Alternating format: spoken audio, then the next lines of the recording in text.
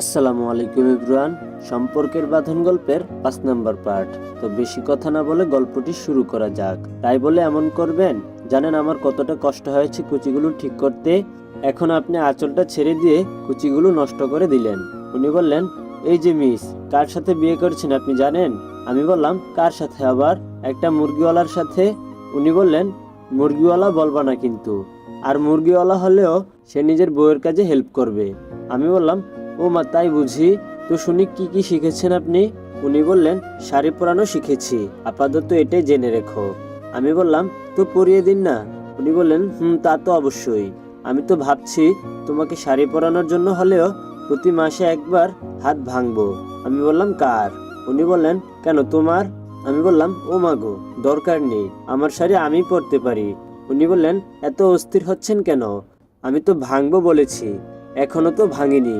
আর তুমি যদি সব সময় পরিয়ে দিতে দাও, ভাঙার আর কি দরকার? আমি বললাম, দিব। শুধু শাড়ি নয়, আপনি যদি আরো কিছু পরিয়ে দিতে চান, দিয়েন। উনি বললেন, আরে পাগলি বউ, তুমি অস্থির হচ্ছে কেন? তোমাকে কি কখনো আঘাত করতে পারি? আমি বললাম, সেটাই তো। শাড়ি পরাচ্ছেন উনি, আর আমার পেটে বারবার টাচ করছেন। ভালোই লাগছে ওনার ছোঁয়াগুলো। আমি বললাম, এই দাঁড়ান তো দেখি। উনি বললেন, কেন? আমি বললাম, আরে দাঁড়ান না। হ্যাঁ, উনি দাঁড়াতে একটা চুমু খেয়ে বললাম, এবার আপনি আপনার কাজ করেন। উনি বললেন, পাগলি একটা। আমি বললাম, এই, আপনি পাগলি টাগলি কইবেন না কিন্তু। উনি বললেন, তো কি কইমু? আমি বললাম, বেগম সাহেব কইবেন। উনি বললেন, যথাজ্ঞা মহারানী। নিজ হাতে কুচিগুলো গুছিয়ে দিলেন উনি। শাড়ি পরানো শেষ। আমাকে আয়নার সামনে দাঁড় করিয়ে বললেন, আমার রানীটাকে একদম রাজরানীর মতো লাগছে। আমি বললাম, কেন? আমি কি রাজরানী নই? উনি বললেন, হ্যাঁ, আমার রাজ্যের রাজরানী। আমি বললাম, অনেক সুন্দর হয়েছে। কোথা থেকে শিখেছেন আপনি? উনি বললেন, ইউটিউব দেখে। তার মানে আপনি ইউটিউবে এই মেয়েগুলোর উন্মুক্ত পেটের দিকে তাকিয়েছেন? উনি বললেন, মেয়ে নয় তো, পুতুল ছিল। আমি বললাম, সে যাই হোক, তাকাবেন কেন? আপনি শুধু আমার দিকে তাকাবেন। উনি বললেন, ওকে সরি, আমার ভুল হয়ে গেছে। এখন তুমি বোরকাটা পরে তৈরি হয়ে নাও, আমি ওয়েট করছি। আমি বললাম, এই শুনুন। উনি বললেন, হ্যাঁ বলো। আমি বললাম, আপনার না বাইক আছে? উনি বললেন, আছে তো। আমি বললাম, বাইকে যাব। আম্মু আর আপুকে বলে বেরিয়েছি।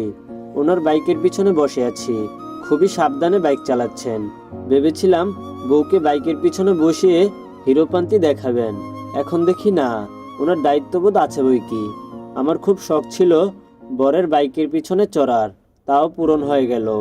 ওনাকে ৮ পৃষ্ঠে জড়িয়ে ধরতে ইচ্ছে করছে খুব, কিন্তু এখন ধরা যাবে না। দিনের বেলায় রাস্তায় মানুষজন বাজে মন্তব্য করতে পারে। বাবার বাড়ির সামনে এসে দাঁড়াতেই আমি অবাক। মা বাড়ির দরজার পানে চেয়ে আছেন। আমি তার সামনে দাঁড়াতেই জড়িয়ে ধরে সালাম দেওয়ার সুযোগ দিলেন না। মায়ের দু চোখ ভরে অশ্রু ঝরে পড়ছে। আচ্ছা, মায়েরা কি এমনই? সন্তানকে কাছে পেলে এরা কেন আনন্দে উৎফুল্লে কেঁদে ওঠে? মায়ের দুঃখের কাঁদা এমন নয়, মায়েরা অতি সুখে কাঁদে। বাড়ির সবার সাথে প্রাথমিক সাক্ষাৎ করলাম। শুনেছি স্বামীর বাড়ি থেকে মেয়েরা বাবার বাড়ি আসলে সবার সাথে দেখা করে সালাম করতে হয়, না হয় লোকেরা যা তা বলে। তাই আমিও করলাম, সাথে আমার বরটাও ছিল। সবার সাথে খুব হাসি মুখে কথা বললেন উনি। ওনার যত্নে কোনো ত্রুটি রাখেননি মা।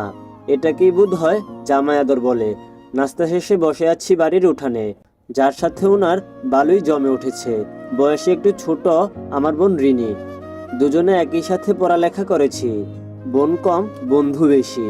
আমি বললাম, কি ব্যাপার, শালি দুলাভাইয়ের বেশ ভালোই জমেছে দেখি। রিনি বলল, তা কি আর বলতে? আমি বললাম, কি আর বলবো? রিনি বলল, জ্বলে নাকি রে? আমি বললাম, আমার জ্বলবে কেন? উনি দেখি মুচকি হাসছেন। দাঁড়ান, আপনার হাসা আমি বের করছি।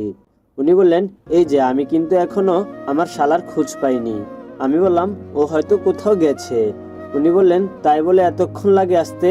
আমি বললাম, তার বলতে মনে হয় না, সন্ধ্যার আগে বাসায় ফিরবে। উনি বললেন, কেন? আমি বললাম, শুনেছি ওর নাকি আজ কিসের একটা ম্যাচ আছে, ওটা খেলতে গেছে। রান্নাঘরে মায়ের কাছে আসলাম। আমি বললাম, বাহ, ভালোই তো জামাইয়ের জন্য আয়োজন করছো দেখছি। আগে থেকে জানতে নাকি?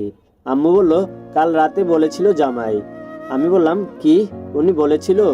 আম্মু বলল তোর নাকি মন খারাপ, তাই তোকে নিয়ে এখান থেকে ঘুরে যাবে। আমি বললাম, আপনাদের সাথে কথা বলেছেন, আমাকে একবারও জানায়নি। আম্মু বলল, তুই জেনে কি করবি?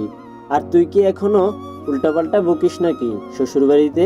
আমি বললাম, বকলেও কি হয়েছে, যে পরিবারে বিয়ে দিয়েছ। আম্মু বলল, কেন রে, ওরা কি খারাপ? আম্মুর মনটা মনিল হওয়ারই কথা, কারণ যদি বাবা মা জানতে পারে বিয়ের পর জামাইয়ের বাড়িতে সুখী নেই, তাহলে তাদের জীবনটাই বৃথা মনে করবে। আমি বললাম, আরে না, একদম পারফেক্ট, ঠিক তোমার মতোই একটা শাশুড়ি পাইছি। আম্মু বললেন, আলহামদুলিল্লাহ। জানিস মা, প্রতিটা মাই চায় মেয়েরা যেন ঠিক মতো কোনো একটা শ্বশুর বাড়ি পায়। আমি বললাম, হ্যাঁ, ঠিক তোমার মতো। আম্মু বললেন, মায়ের মতো শাশুড়ি পেয়েছিস, তাই মায়ের মতোই সেবা যত্ন করিস। আর শোন, শাশুড়ি কিন্তু মায়ের মতোই শাসন করবে, আবার ভালোও বাসবে, তাই কখনো মন খারাপ করবি না। আমি বললাম, ওকে মা। ডাল রান্না করছো নাকি? আম্মু বলল, না। কেন বলতো? আমি বললাম, তোমার জামাইয়ের ডাল ছাড়া ভাত নামে না। আম্মু বলল, কি ডাল খায় ও?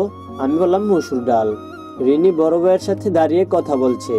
উনি আমাকে খুব পছন্দ করতেন, ভালোবাসতেন আমাকে, কয়েকবার জানিয়েছেনও, কিন্তু আমি না করে দিয়েছি। যদি ওনাকে নিষেধ না করতাম, তাহলে আমার গল্পটা অন্যরকম হলেও হতো। সবসময় তাকে বড় ভাই বলেই মেনেছি। রুদ্র ভাইয়ের সাথে কথা বলার সময় একটু হেসেই কথা বলেছি। উনি নাকি নতুন প্রেমিকা জড়িয়েছেন। খুব হাসি পেল ওনার কথাটা শুনে। উনি নাকি মেয়েটাকে হাতের আঙুলের উপর নাচায়। দুপুরে খেতে বসেছি। আমার বউটার মন খারাপ মনে হচ্ছে, কিন্তু কেন? খাওয়া শেষে রুমে আসলাম। উনি আগে এসে শুয়ে আছেন। ওনার বুকে শুয়ে বলে উঠলাম, কি গো, আমার রুমটা কেমন লাগছে? উনি বললেন, ভালোই। আমি বললাম, শুধু কি ভালো? উনি বললেন, তো আর কি? আমি বললাম, কি হয়েছে আপনার?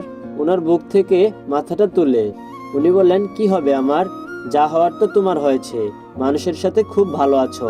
কোনো কথা না বলে হুট করে ওনার গালে চুমু খেলাম। দেখলাম কোনো পরিবর্তন নেই। এবার সোজা ঠোঁটের উপর হামলা করলাম। ভালো লাগছে ওনার ছোঁয়া, ইচ্ছে করে মিশে যেতে। উনি বললেন, ভালোই তো, রাগ ভাঙানোর রেসিপি তো ভালোই শিখেছ। আমি বললাম, আপনার থেকেই শিখেছি। এখন বলুন, রাগ করার কারণ কি? উনি বললেন, রুদ্রের সাথে কিসের এত কথা?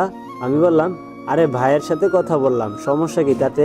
উনি বললেন, ভাই তো ঠিক আছে, বাট সে তো পছন্দ করত, তা নয় আবার ভালোবাসা। আমি বললাম, তা ঠিক, কিন্তু আপনি জানলেন কি করে? উনি বললেন, জেনেছি আমি, কোনো একটা মাধ্যমে।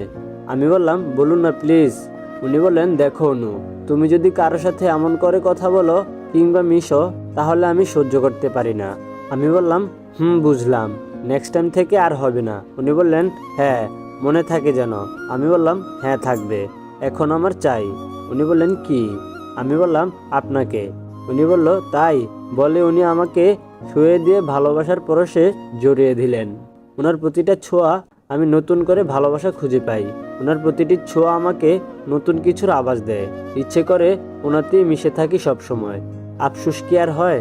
বিকেলে অনেক ফিরার পরে শালা দুলাভাই যে বেরিয়েছে, ফিরে আসার কোনো খবর নেই।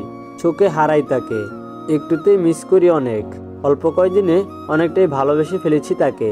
ওনারা বাড়ি ফিরতেই আমার চোখ তো চড়ক গাছ। এ কি অবস্থাটা? কি করলো তারা?